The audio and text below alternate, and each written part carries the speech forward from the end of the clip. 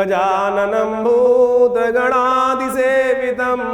कपित्थजम्बूफलचारुभक्षणम् उमासुतं शोकविनाशकारकं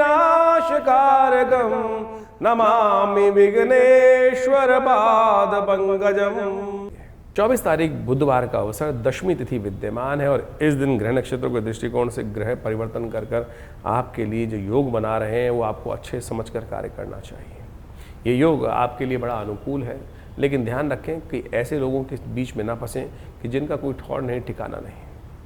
आपके मनोमस्तिष्क इस वक्त ऐसा चल रहा है कि कहीं ना कहीं नए नए लोग, नई नई बातें आपके समक्ष आ रही हैं। आजकल तो सोशल मीडिया ही ऐसा है।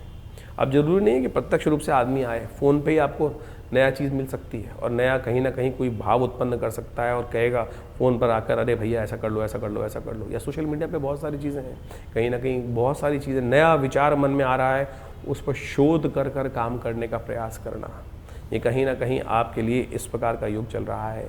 तेल का दान बहुत ज़रूरी रहेगा आपकी राशि के दृष्टिकोण से। तेल का दान करने का प्रयास कीजिए, कल्याण के योग बनेंगे। इस दिन गंगा दशहरा है और भगवान बटुक भैरव जी की जयंती भी है। तो इस दिन आपकी राशि के दृष्टिकोण से देखिए, इस वक्त महाराज जो हैं आपकी राशि के दृष्टिकोण से एक बहुत विशेष उपाय आपको करने की ज़रूरत है। इस वक्त आपके सम्मान पे कहीं ना कहीं बार बार कोई ना कोई दाग लगाने का प्रयास करता दिखाई देगा। हो सकता है कि कोई ना कोई शनि महाराज आपकी राशि में इस वक्त जो चल रहे हैं, लगातार ढैया बना रखी है उन्होंने, और वो ऐसा योग बना रहे हैं कि कहीं ना कहीं जो दृष्टि भ्रम का उत्पन्न कर सकते हैं, जो कहीं ना कहीं सम्मान पर कोई ना कोई दाग लगाने का प्रयास कर सकते हैं। तो शनि की चाल को सुधारने का आपको प्रयास करना चाहिए।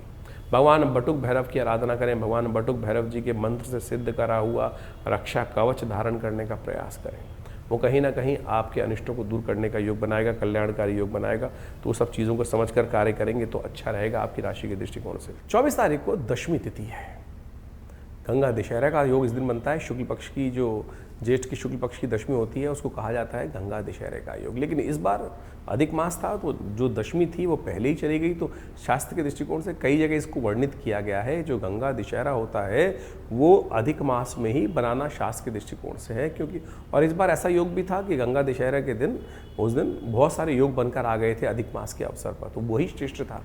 लेकिन फिर भी गंगा दशहरा तो है, दशमी तिथि है, तो आप इस दिन सुंदर रूप से भगवान का स्तवन कर सकते हैं, माँ गंगा का स्नान कर सकते हैं। वो तो सदा कल्याण करने वाला योग बनाता है। दशमी तो है ही, दशमी तिथि जो है वो गंगा की उत्पत्ति की तिथि मानी जाती है। तो वो तिथि गंगा दशहरा की बन भी रही है। तो आप स्नान करें, सुंदर रूप से भगवान का, भगवती का ध्यान करें, पितरों के निमित्त तर्पण करें।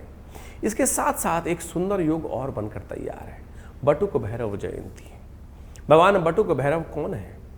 ये वो भयंकर भैरव है या कुछ और है? काल भैरव जिनको कहा जाता है, जारुरु भैरव जिनको कहा जाता है, चंड भैरव जिनको कहा जाता है, कपाल भैरव जिनको कहा जाता है। भगवान भैरव के विभिन्न स्वरूप हैं। और ऐसे में यहाँ जो जयंती बताई गई है, ज्येष्ठ के दशमी तिथि के शुक्ल पक्ष की दशमी को, वो कहेगी बटुक भैरव जयंती। कहा जाता है शास्त्र के दृष्टिकोण से अनेक अनेक भक्त हुए भगवान के। अभिलाषा अष्टक एक स्तोत्र है। एक ब्राह्मण थे काशी के अंदर, जिनको जीवन में जो मनवांछित सुख प्राप्त नहीं हो रहा था, संतान नहीं थी। कहा जाता है उन्होंने, स्कंद पुराण में ये कथा मिलती है, स्कंद पुराण के अंदर उन्होंने अभिलाषा अष्टक किसी ऋषि ने उनको दिया और उन्होंने उस अभिलाषा अष्टक का पाठ करके भगवान को प्रसन्न किया। कहा जाता है इस शुभ तिथि में साक्षात शिवलिंग से एक 8 वर्ष के बालक के रूप में उनको संतान प्राप्त हुई, जिनका नाम भैरव, वही बटुक हुए, बटुक के रूप में। तो आप सत्य माने, अद्भुत भगवान की कृपा प्राप्त करने का सुयोग है। ये भैरव स्वरूप वो है जो समस्त कल्याण करने का योग बना देता है। तो इस दिन विशेष तौर पर भगवान बटुक भैरव को प्रसन्न करने का हमको यथाउचित भाव से प्रयास करना चाहिए। बड़ा सौम्य स्वरूप है। जीवन में यदि कहीं ना कहीं कोई बंधन का भय हो, जीवन में कहीं ना कहीं कुछ अनिष्ट का भय हो, दुस्वप्न दिखाई दे रहा हो, बार बार कोई ना कोई स्वप्न परेशान कर रहा हो, व्यक्ति रात को जाग जाता हो, कोई कष्ट का निवारण होने का योग ही ना बन रहा हो, तो ऐसे में कहा जाता है कि इस भगवान बटुक भैरव को दूध से स्नान कराकर, भगवान बटुक भैरव को जो है खीर की आहुति दी जाती है।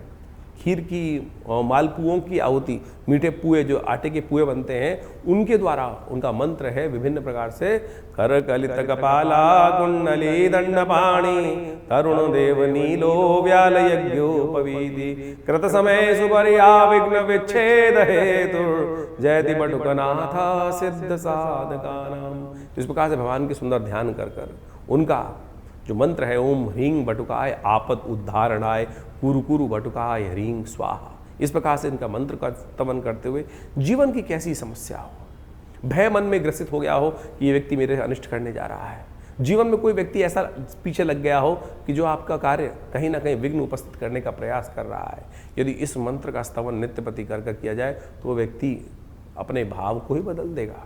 इस प्रकार का सुंदर भाव है। हजारों बार हमने इसका प्रयोग करके देखा। कई बार ऐसे भी दुष्ट व्यक्ति मिल जाते हैं जो कहीं ना कहीं अनिष्ट कार्य करने की तरफ प्रवृत्त होते हैं, मानते ही नहीं हैं। तो ऐसे में ये मंत्र अद्भुत रूप से उनके ऊपर अपना चमत्कारिक प्रभाव उत्पन्न करने की योग दे देता है।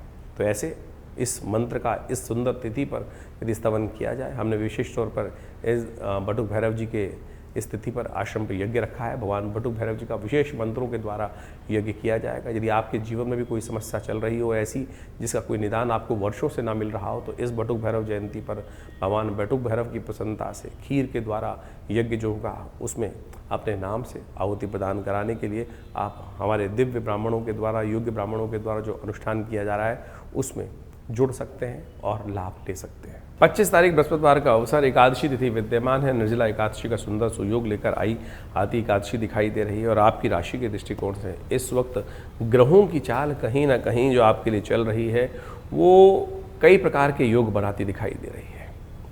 आपके साथ अन्याय ना हो इस बात का ध्यान रखना। इस वक्त आपकी राशि के दृष्टिकोण से कहीं ना कहीं ऐसे योग बनते दिखाई दे रहे हैं कि कुछ खर्चीले योग ज़्यादा बन सकते हैं। आप लाभ की उम्मीद, मन जो है आपकी लाभ की तरफ दिखता दिखाई दे रहा है और बहुत सारी चीज़ें आप दिग्भ्रमित हो सकते हो। इस बात का ध्यान रखते हुए कार्य करने की ज़रूरत है। आप अच्छी चीज़ सोचकर, जैसे घर में किसी ने खूब बहुत अच्छी बात सोच ली, खराब बात सोची नहीं, इसलिए हमको इस बात का ध्यान रखना चाहिए कि हम अच्छे करते हुए कम से कम उसका दूसरा एस्पेक्ट भी देखने का प्रयास करना चाहिए। हर चीज़ के दो एस्पेक्ट अवश्य होते हैं, एक पॉजिटिव एक नेगेटिव। तो कोशिश ये करें अच्छा भाव, अच्छे पवित्र व्यक्ति जो होते हैं ना, आप जो हैं धनु राशि वाले आमतौर पे क्या बृहस्पति संपन्न राशि हैं, वो अच्छी चीज़ देख लेते हैं, सब अपने दिल को खोल के सामने बात कर देते हैं, अरे ये बहुत अच्छा है, ये बहुत अच्छा है, ये बहुत अच्छा है, लेकिन उस दूसरे एस्पेक्ट को नहीं देख सकते कि सामने वाला आपके उस अच्छे पने को नहीं देख रहा है, वो कहेगा बड़बोला व्यक्ति है। अब ऐसा लांछन आपके ऊपर लग जाए तो आप फिर क्या करोगे? आप तो अच्छी भाव से अपनी दिल खोलकर किसी की बात करने का प्रयास कर रहे हो, आपकी भावना पवित्र है, लेकिन कोई किसी दिल में नहीं जानता। हनुमान जी को भी इस संसार में, इस संसार को चुप कराने के लिए अपनी छाती खोल कर दिखानी पड़ी कि नहीं, वहाँ भगवान विराजमान है। तो इसलिए संसार में कोई किसी पर विश्वास करने वाला नहीं है, इस बात का ध्यान रखना। इसलिए बहुत सोच समझ कर कार्य करने का प्रयास करें। तो इस वक्त आपकी राशि में ऐसे ही द्वंद्वात्मक स्थिति के ग्रह चलते दिखाई दे रहे हैं, तो इसलिए थोड़ा सा कोशिश करें निर्जला एकादशी के दिन भगवान विष्णु को ही अपना भाव को अर्पित करने का प्रयास करें, उन्हीं को स्नान कराएं, उन्हीं को तुलसी दल अर्पित करें, हो सके तो उनके निमित्त व्रत भी रखें।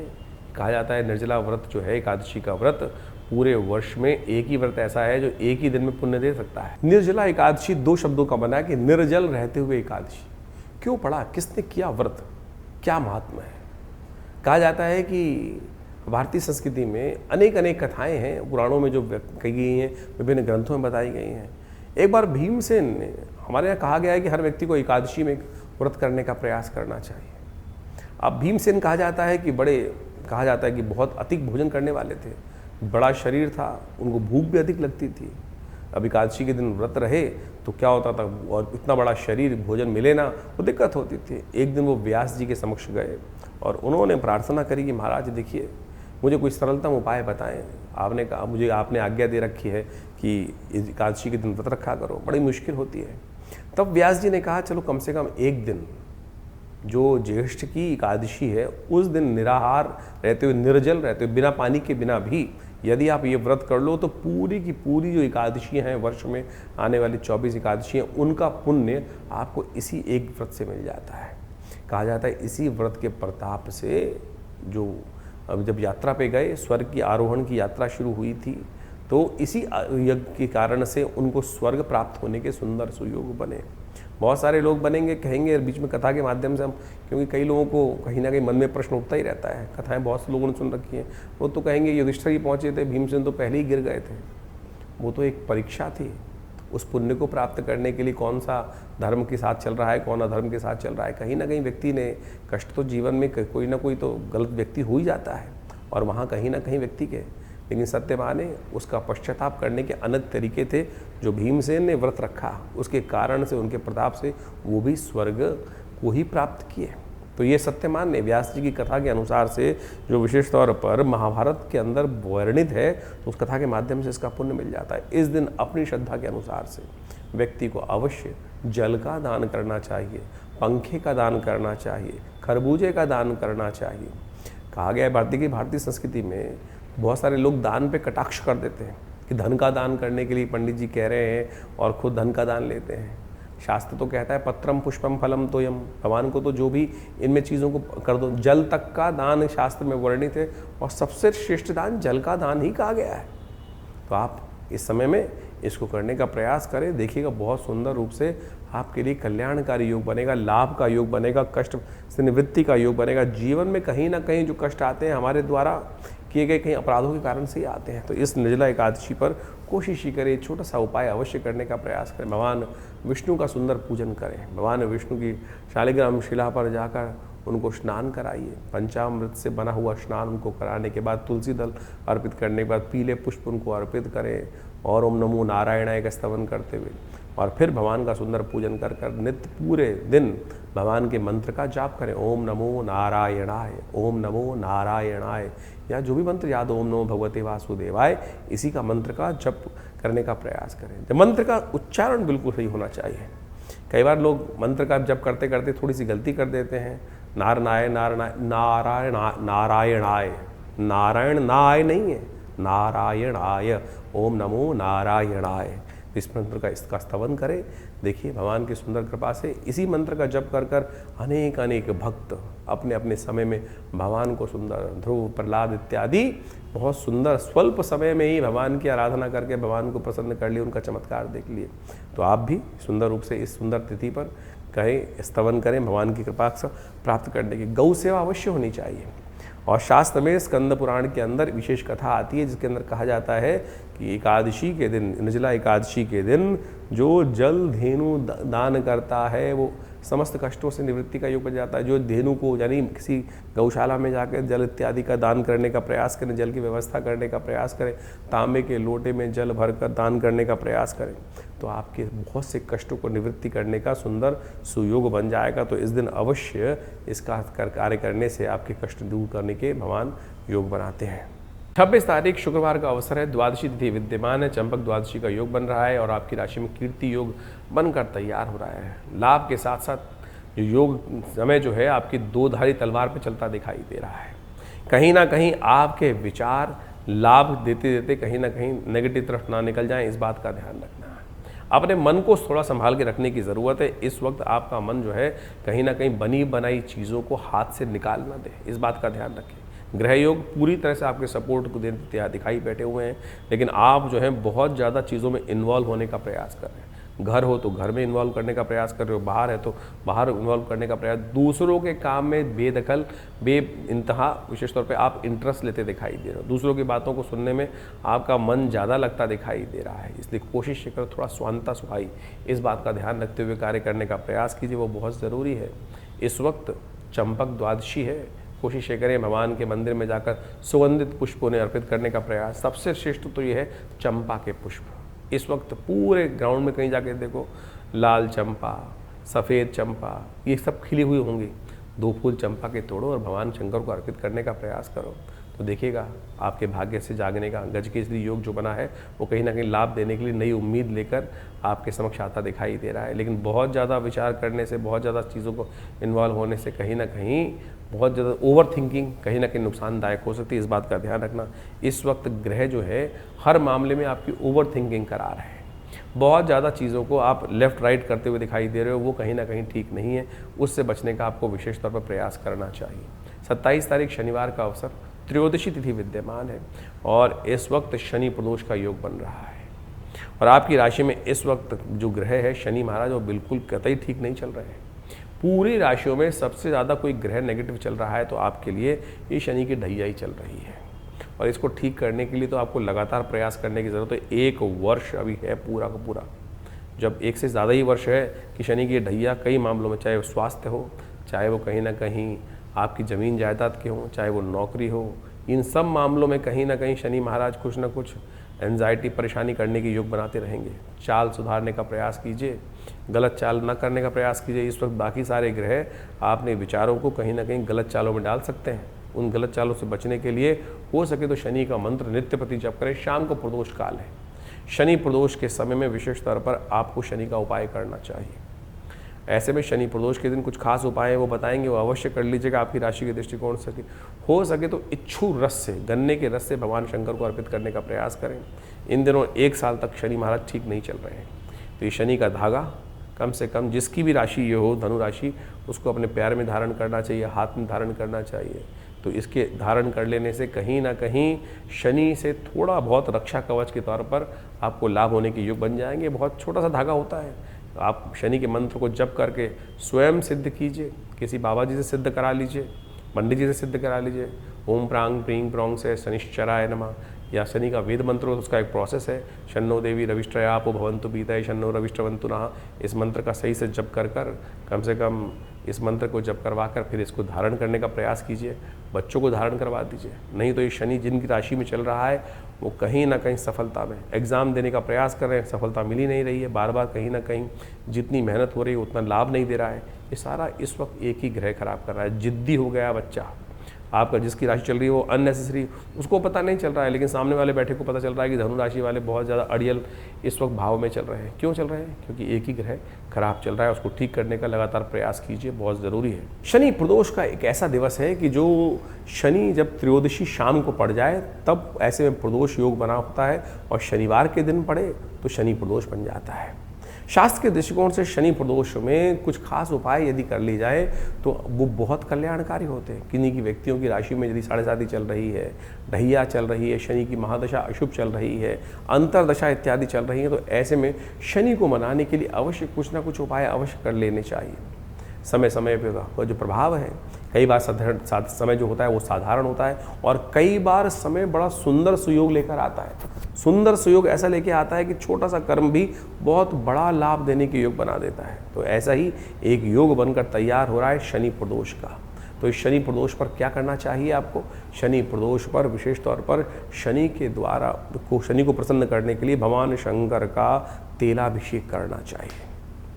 तिल का तेल लेकर भगवान शंकर पर ओम शन्नो देवी रविष्ट्रयापो भवन्तु पीतये शन्नो रविष्ट्रवन्तु नः, इस मंत्र को यदि संपुट लगाकर यदि आप विशेष तौर पर रुद्राष्टाध्यायी के मंत्रों के साथ इस संपुट युक्त मंत्र से यज्ञ अभिषेक करें, यज्ञात्मक जो अभिषेकात्मक यज्ञ करें, तो कहा जाता है भगवान शंकर की कृपा से आपके बहुत से कष्ट निवृत्त करने के सुंदर सुयोग बन जाते हैं। तो इस स्थिति का लाभ अवश्य लेने का प्रयास करें, क्योंकि शनि को मनाओ, सदा सुख पाओ। शनि स्तोत्र का पाठ करो, और ऐसे में एक कार्य और भी कर सकते हैं आपकी राशि के दृष्टिकोण से जो आपके लिए बड़ा विशेषकारी लाभकारी रहेगा। शनि को प्रसन्न करने के लिए शनि का दिव्य धागा धारण करने का प्रयास करें।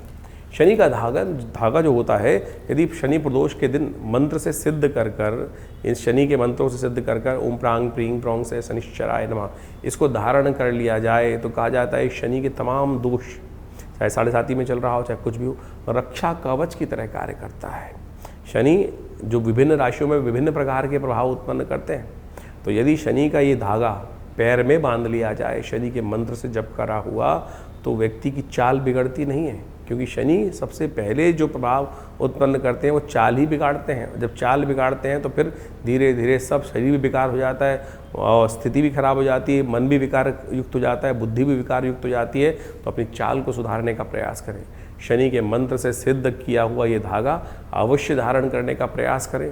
हमने आश्रम में शुद्ध ब्राह्मणों द्वारा शनि के स्तोत्र का पाठ करके, शनि के बीज मंत्रों का पाठ कर इन शनि के धागों को सिद्ध किया जाता है। और आप जो भी किसी बच्चे को बहुत डर लगता है, किसी बच्चे के जीवन में नज़र बहुत लग जाती है, बार बार उसकी नज़र उतारनी पड़ती है, कहीं बच्चे सीधे लोग व्यक्ति बिल्कुल सीधी चाल पे चलते हुए कहीं ना कहीं वक्त अपने आप खराब हो जाता है, हो सकता है नज़र लग जाए। तो ऐसे में भी ये शनि का धागा अद्भुत रूप से कार्य करता है, इसका सहयोग लेने का प्रयास कीजिए, कल्याण होगा, कष्ट दूर करने का योग बनेगा। शनि प्रदोष पर तमाम शनि के उपाय यदि करेंगे तो बहुत शुभ आपके लिए योग बनेंगे।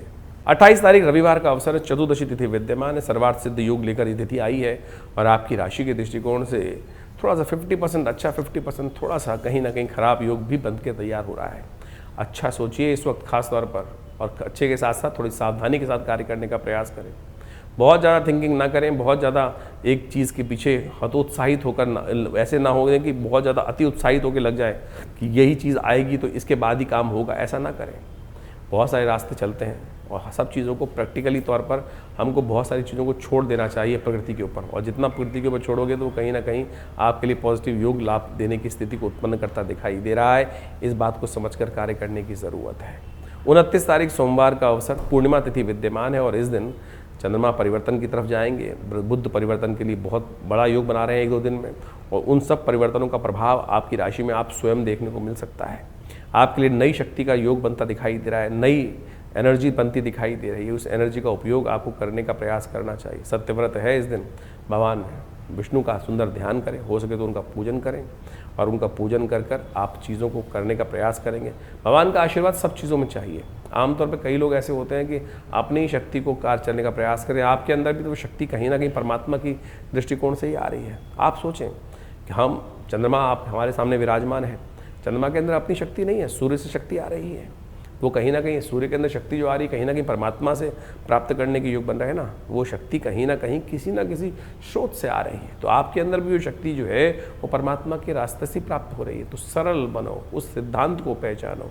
तो इस दिन सत्यव्रत के दिन, पूर्णिमा के दिन व्रत रखो, भगवान चंद्रमा का दर्शन करो, उनके शीतलता में बैठकर कहीं ना कहीं अपने अंदर चल रही जो भाव है, जिद है, उसको त्यागने का प्रयास करो। इस वक्त आपकी राशि के दृष्टिकोण से एक ही दोष आपके अंदर चल रहा है, अड़ियलपना, शनि का दोष। उसको निवृत्ति करना बहुत ज़रूरी है और वो पूर्णिमा का चांद जो है उस दोष को हटा सकता है। 30 तारीख मंगलवार का अवसर, प्रतिपदा तिथि विद्यमान है। बुध इस दिन वक्री होने जा रहे हैं और ये बुध का वक्री होना आपकी राशि के दृष्टिकोण से कुछ दिन तक आगे चलता रहेगा और ये कहीं ना कहीं आपके अंदर कई प्रकार की दुर्बलता को उदय करता दिखाई देगा। कई गलत रास्तों में गए संबंध बनाने की योग जा सकता है और कहीं ना कहीं व्यक्ति के अंदर कई बार ऐसे योग बन सकते हैं जो थोड़ी सी नेगेटिविटी ज़्यादा बढ़ा सकता है। मिसमैनेज करने के योग इन दिनों ज़्यादा बन सकते हैं। चीज़ों को ध्यान से चलें और आपको पता भी नहीं चलेगा कब यहाँ स्थिति खराब हो गई। तो इसलिए बुध का उपाय बहुत ज़रूरी है करना और आपकी राशि के दृष्टिकोण से हरा चारा डालना गाय को, बुध के मंत्र का जप करना, मूंग की दाल का दान करना, साबुत मूंग का दान करना, ये सब उपाय हैं, इनको करिएगा, कल्याण होगा। तो इस प्रकार से ग्रह गणनाओं का प्रभाव आपने दिन पर दिन किस प्रकार का रहेगा अपनी राशि के अनुसार से जान लिया। लेकिन एक बात समझें, जीवन में समस्या है तो निदान भी है और निदान भारतीय संस्कृति में हर तिथि में कहीं ना कहीं कुछ अद्भुत रूप से छिपा होता है। इस जेठ के महीने में 10वीं तिथि को एक बहुत सुंदर योग बनता है जिसके गंगा दशहरा के रूप में भी जाना जाता है और साथ साथ उस दिन बटुक भैरव जयंती के रूप में उस दिन को जाना जाता है। जैसा हमने आपको बताया अभी बटुक भैरव जयंती के बारे में, सत्य माने बटुक भैरव जयंती एक ऐसा अद्भुत दिवस है कि जिस जीवन में हम आमतौर पर भैरव का नाम सुनते ही लोगों के मनोमस्तिष्क में एक बड़ी भयावह सी आकृति आती है और उसके संबंध में लोगों ने कई कथा विचित्र तौर पर काल भैरव के रूप में उपस्थित कर रखी हैं। रुद्र भैरव, रुरु भैरव, चंड भैरव, इस प्रकार से अनेक भैरवों के स्वरूप बताए गए शास्त्र के अनुसार से। लेकिन ये भैरव जयंती जो है वो बटुक भैरव जयंती है। ये बटुक भैरव जयंती वो जयंती है कि जिसके अंदर अभिलाषा अष्टक का पाठ कर कर एक ब्राह्मण ने भगवान शिव से प्रार्थना कर कर एक संतान को प्राप्त किया था। और कहा जाता है कि इस ज्येष्ठ मास की 10वीं के दिन में साक्षात शिवलिंग से 8 वर्ष के बालक के रूप में भगवान बटुक भैरव जी की उत्पत्ति हुई। और ये बटुक भैरव भगवान जो है समस्त अनिष्टों को जीवन में के जो है वो समाप्त करने वाले हैं, भयों को दूर करने वाले हैं। इनके अद्भुत मंत्र शास्त्र में विद्यमान है, अद्भुत प्रार्थनाएं शास्त्र के अंदर विद्यमान है। उन प्रार्थनाओं को कर लेने से कैसे भी किसी प्रकार के निकृष्ट जो उपाय जो विशेष तौर पर प्रयोग होते हैं, किसी पे कोई जादू कर दिया, किसी पे नज़र लग गई, किसी पे कोई दिक्कत हो गई, समस्त ऐसे कर्मों से निवृत्ति प्राप्त करने के लिए बटुक भैरव भगवान अद्भुत रूप से रक्षा प्रदान करने के सुयोग बनाते हैं। तो आप इस दिन अवश्य उनके निमित्त पाठ करें, भगवान का स्तवन करें।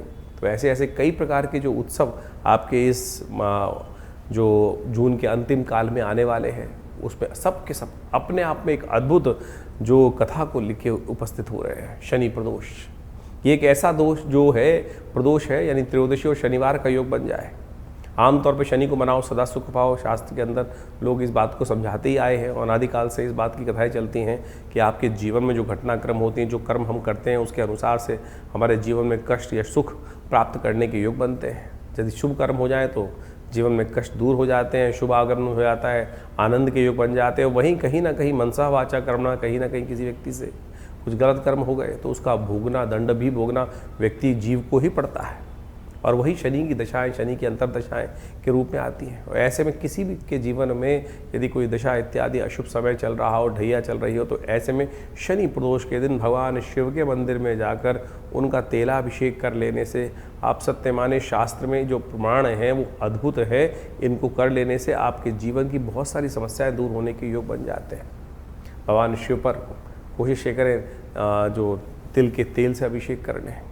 शन्नो देवी रविष्ट्रय आपो भवन्तु पीतय शन्नो रविष्ट्रवन्तु नः, इस मंत्र का जप करते हुए, ओम नमः शिवाय का जप करते हुए किसी भी रूप में भगवान शिव के ऊपर अर्पित करने का प्रयास करना। जो शनि प्रदोष पड़ जाए तो ऐसे में शाम के समय भगवान शिव की आराधना करते हुए, कहा जाता है कि प्रदोष के समय में वैसे ही भगवती पार्वती शिव के साथ इस संसार में भ्रमण करते हैं भगवान, और जो उनकी आराधना करते मिलते हैं उनके जीवन के समस्त कष्ट दूर होने के योग बन जाते हैं। शास्त्र कहता है कि इस समय में कोई कार्य, केवल पूजा का पाठ का ही कार्य किया जाना चाहिए। और आमतौर पे इस कलयुग में शाम का समय लोग पता नहीं कौन कौन से कर्म करने की तरफ उद्धृत रहते हैं। और ऐसे में संध्या वंदन इत्यादि जो भारतीय संस्कृति में बताया गया, शाम के समय 2 समय जब मिल रहे हों तब उस संध्या की वेला में करना चाहिए।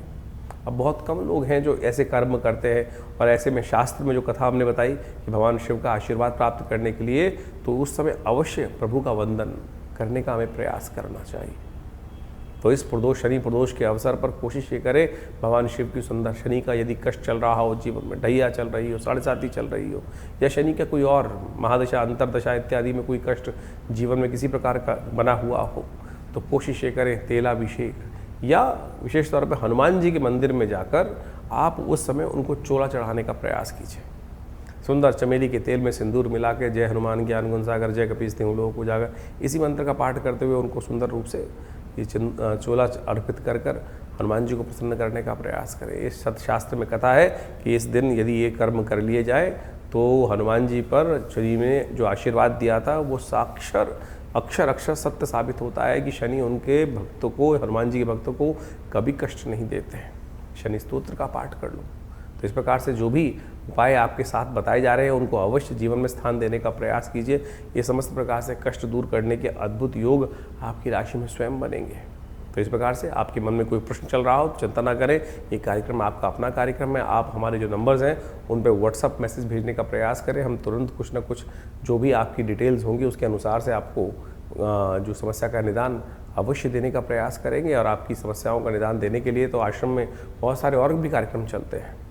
हर रविवार को कोई ना कोई बड़ा कार्यक्रम रहता ही है, जो सुबह नित्यपति, जैसे तो आश्रम पर नित्यपति 8 घंटे यज्ञ होता है, रविवार के दिन सुबह करीब 8 बजे से लेकर 10 बजे तक, 11 बजे तक सुंदर कार्यक्रम चलता है। उसमें यज्ञ, आपके प्रश्नों का निदान देने के लिए साक्षात आपसे मिलना, बातचीत करना एक व्यवस्था रहती है। तो आप आ सकते हैं उस दिन वहाँ पर विवेकानंद योगाश्रम माँ भगवती का सुंदर दर्शन कीजिए और अपने प्रश्नों का निदान जानिए। और सुंदर भंडारे में की व्यवस्था रहती है, गौ पूजा की व्यवस्था रहती है, माँ भगवती का सुंदर दर्शन रहता है। तो आप इन समस्त कार्यों में सुंदर रूप से उपस्थित होकर माँ भगवती कृपा प्राप्त करने के योग बना सकते हैं। और आने वाले समय में तो बड़ा सुंदर योग बनने वाला है। गुप्त नवरात्रि 15 तारीख से 15 जुलाई से लेकर सुंदर गुप्त नवरात्रि का अवसर आ रहा है। और इस गुप्त नवरात्रि के अवसर में भगवान की सुंदर वंदना अनंत श्रद्धा के साथ करने का प्रयास करें। आमतौर पर चैत्र और शारदीय नवरात्र जब आते हैं बड़े ढोल बजा के भगवान की आराधना करने की लोग व्यवस्था करते हैं, लेकिन गुप्त नवरात्रि पर अपनी गुप्त मनोकामनाओं की पूर्ति के लिए बहुत सारे ऐसे कार्य जीवन में चल रहे होते हैं जो किसी को बताए नहीं जाते। ऐसे में उन मनोकामनाओं की पूर्ति के लिए पूजा पाठ इत्यादि बड़ी श्रद्धा के साथ, दुर्गा सप्तशती का पाठ, शतचंडी इत्यादि इस समय में अवश्य करनी चाहिए। आषाढ़ की शुक्ल जो की प्रतिपदा है उससे आरंभ होकर, शुक्ल पक्ष की प्रतिपदा से आरंभ होकर जो नौमी तिथि तक, भट्टली नौमी तक ये सुंदर सुयोग रहता है। तो इसमें अवश्य भगवान के का स्तवन आप करें, माँ भगवती कृपा प्राप्त करने का योग बनाएं। तो ऐसे में सुंदर गुप्त नवरात्रि पर आश्रम पे बड़ा कार्यक्रम रहेगा, जो करीब करीब 9 दिन तक दुर्गा जी के विभिन्न पाठ, दुर्गा सप्तशती के विभिन्न पाठ का हवनात्मक यज्ञ का सुंदर व्यवस्था रहती है। तो आप माँ भगवती के सुंदर दर्शन कर 500 साल पुराना भगवती का चमत्कारी श्री विग्रह जो आश्रम पर विराजमान है, उन्हीं के सानिध्य में, उन्हीं के समक्ष ये सुंदर यज्ञ की परिपाटी बहुत लंबे समय से, जब से आश्रम स्थापित हुआ है पिछले 60-70 सालों से, तब से चल रही है। तो आप भी यहाँ आकर माँ भगवती का सुंदर दर्शन कर उस यज्ञ में अवश्य सम्मिलित होने का प्रयास कीजिए। इसके अलावा और भी बहुत सारे लोगों के अनुभव हैं जिनका वो आप आश्रम में विभिन्न कार्यक्रम, बड़े मंगल पर जो विभिन्न कार्यक्रम चल रहे हैं, और ऐसे में अंतिम बड़ा मंगल का योग बनकर तैयार हो गया है। ये पूरा जो जेठ का महीना रहा, इसमें पुरुषोत्तम मास भी पड़ा, और उन सब को मिलाकर 8 बड़े मंगल का योग बना, और 8 बड़ों मंगल पे बड़ा सुंदर रूप से हनुमान जी का सुंदर पाठ रहा, हनुमान जी को चोला चढ़ा, और साथ साथ हनुमान जी का सुंदर सवा मनी का भोग रहा हर मंगलवार पर, और साथ साथ सुंदरकांड की पाठ की सुंदर व्यवस्था रही। बहुत से लोग आकर उसमें भगवान जी, हनुमान जी कृपा प्राप्त की, और जीवन के बहुत से कष्टों को दूर करने का सुयोग सबके जीवन में आता है। सबके अनुभव अपने अपने होते हैं, और उन सबको अनुभव को लोग जब साझा करते हैं, आके बताते हैं कि भगवान जी कृपा से ये कष्ट ठीक नहीं हो रहा था, ये विवाह नहीं हो रहा था, ये समस्या का निदान नहीं हो रहा था, मेरे पैसे फंस गए थे, ये नहीं आ रहे थे, और जब हनुमान जी का सुंदर पाठ किया, दर्शन किया, तो ये योग बना। अभी 2 दिन पहले ही हमारे आश्रम पे एक व्यक्ति आती थी, काफ़ी लंबे समय से कष्ट ठीक नहीं हो रहा था। एक दिन अभी आके 2 दिन पहले हनुमान जी के मंदिर में दर्शन करें, और बोली जी दर्शन करके बाहर ही निकल रही थी मंदिर से, एकदम वो काम आया, और भगवान की कृपा से मनोरथ सिद्ध होने के योग बन गए। तो हनुमान जी की, भगवान की कृपा तो सुंदर रूप से कहीं ना कहीं से होने के योग बन जाते हैं। आप उस पर केवल अपनी निष्ठा को सत्य रूप में भगवान के श्री चरणों में अर्पित करने का प्रयास कीजिए, कल्याण का योग, सुयोग अवश्य बनेगा भगवती कृपा से। बहुत सारे लोगों की एक समस्या होती है आमतौर पर कि हमें सपने बहुत आते हैं, और सपने तो भविष्य बताते हैं। ऐसे में सपनों के भविष्य को जानने के लिए बहुत सारे लोग इधर उधर घूमते रहते हैं कि कोई बता दे कि किस प्रकार के सपनों। हमने अनुभवों से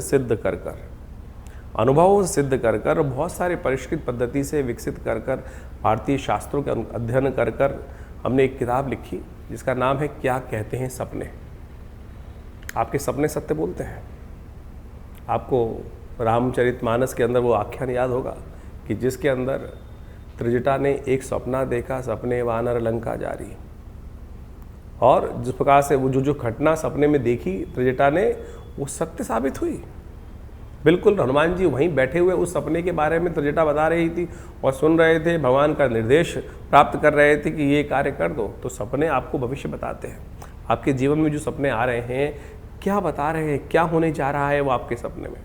तो आप इस पुस्तक के माध्यम से उस पुस्तक का अवलोकन कर बहुत सुंदर तरीके से आपको जो सपना दिखाई दिया, आपके सपने में कुछ आया, सांप आया, आपके सपने में गाड़ी आई, आपके सपने में झाड़ू आया, आपके सपने में क्या प्रभाव क्या करते दिखाई दिए, तो यहाँ विषयांतर के रूप में हर विषय के बारे में बहुत डिटेल से बताया गया है। उस सपने का फल क्या है, और यदि अशुभ है तो उसको कैसे निष्क्रिय करना है, कैसे उसको खत्म, उसका प्रभाव को शून्य करना है, और यदि शुभ है तो उसके प्रभाव को कैसे और बढ़िया करना है, वो सारे सिद्धांत हमने इस पुस्तक के माध्यम से आपके समक्ष रखे हैं। तो आप उन पुस्तकों को अध्ययन कर आप उस विषय में बहुत अच्छे से जान सकते हैं। तो इस प्रकार से बहुत से विषय हैं जिनके संबंध में आश्रम के द्वारा पुस्तकें लिखी गई हैं, और आपको वो सब पुस्तकें हमारी स्क्रीन पर इस वक्त दिखाई भी दे रही होंगी। तो आप उन सब का अध्ययन कर बहुत सारे रहस्यों को अपने जीवन में जान सकते हैं, और बहुत सारे रहस्यों को जानकर अपने मन की शंकाओं को दूर कर सकते हैं।